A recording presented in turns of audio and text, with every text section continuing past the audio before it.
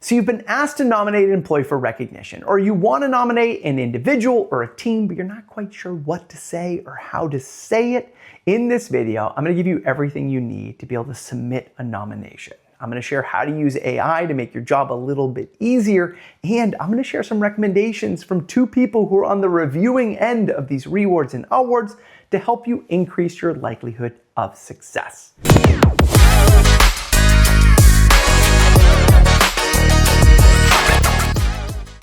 If we haven't met before, hi, I'm Chris Littlefield. I'm a regular keynote speaker and trainer on day-to-day appreciation and recognition. I show leaders how to notice the little things that people do to have them feel seen and valued so they can do their best work. Now, before we start, I just want to say thank you.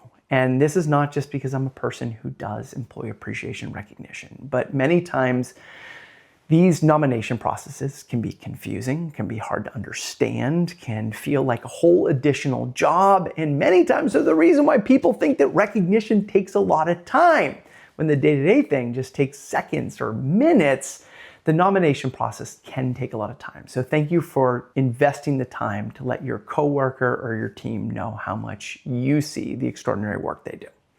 Now, when it comes to submitting a nomination process, one of the first tips that I got from Judith, who was the former head of recognition reward for a large financial institution, is that when you're submitting a nomination, we need to remember that we're submitting the nomination for two people, both the individual who you are nominating or the team, and for the people who are on the reviewing side of it. These are the people who are going to say, hey, these are the criteria, and this person either meets it or does not meet that criteria. Okay? So we need to submit keeping both parties in mind. One, to honor this person, and two, to be able to make sure these people have what they need to keep the process fair and to make sure that the person qualifies.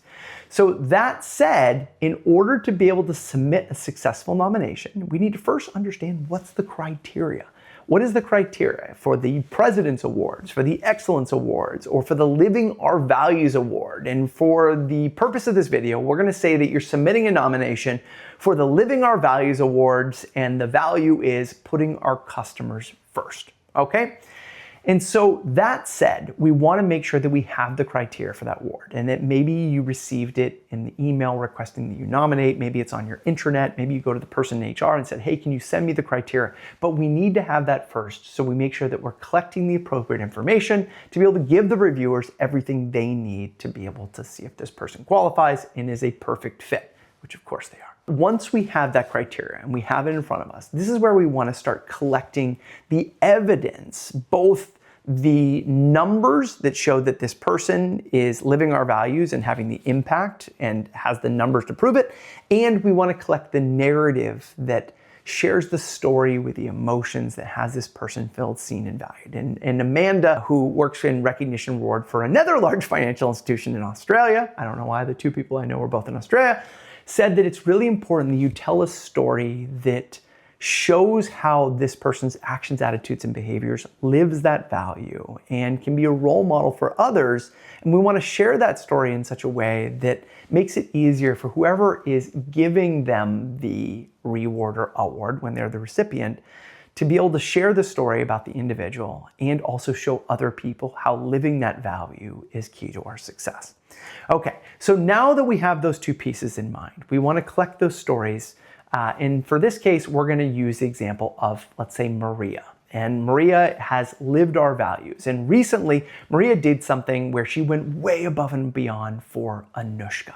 And Anushka had called in with a problem and was really struggling with something. And Maria stayed on the phone until that issue was resolved. And then the next day, she followed up with Anushka to make sure that things were still working the way they needed with, say, our software. And Anushka submitted something in and saying, I can't thank Maria enough for all the time she spent on to help me understand what was really going on and what was going on. And she really resolved my problem. And I've never had such extraordinary customer service. Okay? And so you had that nomination. Now, if you just share that story about how Maria lived our values and helped Anushka, the reviewers may say, that's a really great story, but the value criteria says that they consistently have lived this value over the last 6 months or a year.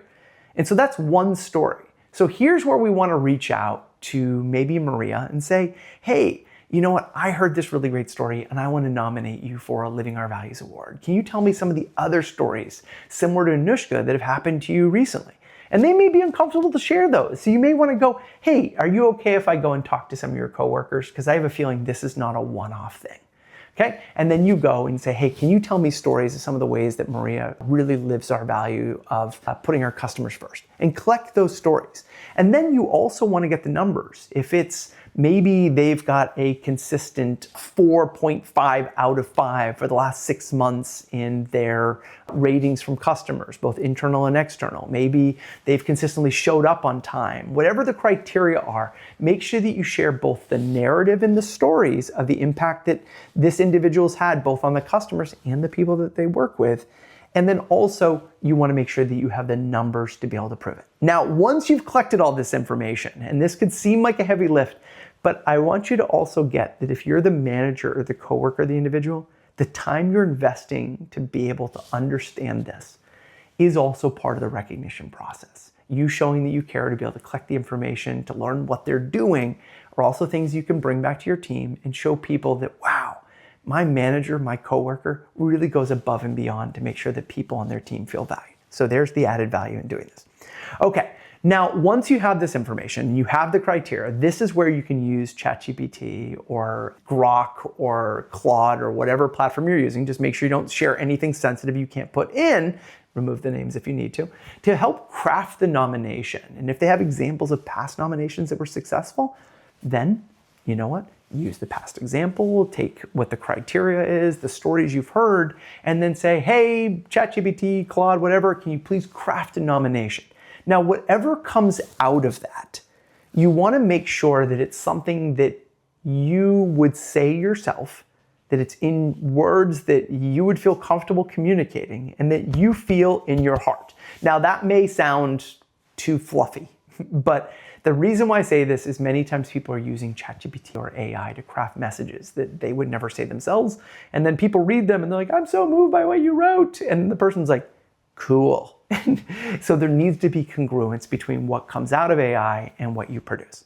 Now, once you've done this, you're going to submit your nomination. And the last thing that I want to share that comes back to the reviewers is remember that the investment in rewards and awards is both for the individual, but it's also for the company and the culture. And when we are making the investment to reward and award people for a certain behavior that's critical to our success, we're also using that as an example for people across the company.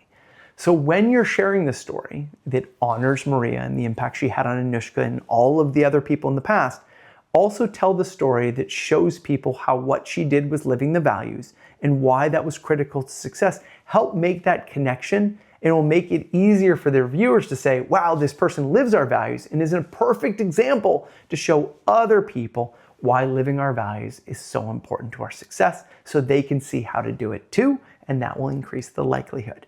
And so the tips from both Judith and from Amanda are, one, make sure that we're keeping both people in mind when we're telling that story. Tell a story in a narrative that makes it easy for the reviewers to be able to say, yep, they did this, and you have the numbers to back it up, and also share the story in such a way that it makes easy for them to reward this person or award this person, and have that be a catalyst to show other people what great looks like and what living your values looks like within your company. But just remember, it may seem like a lot of work to be able to do it, but the investment that you make is going to pay dividends, both for this individual and their commitment to your company, the training of your people, and building the kind of culture where people feel valued every day. Hope you found this video helpful. If you did, hit that like and subscribe. And if you have any additional questions, reach out to me at beyondthankyou.com.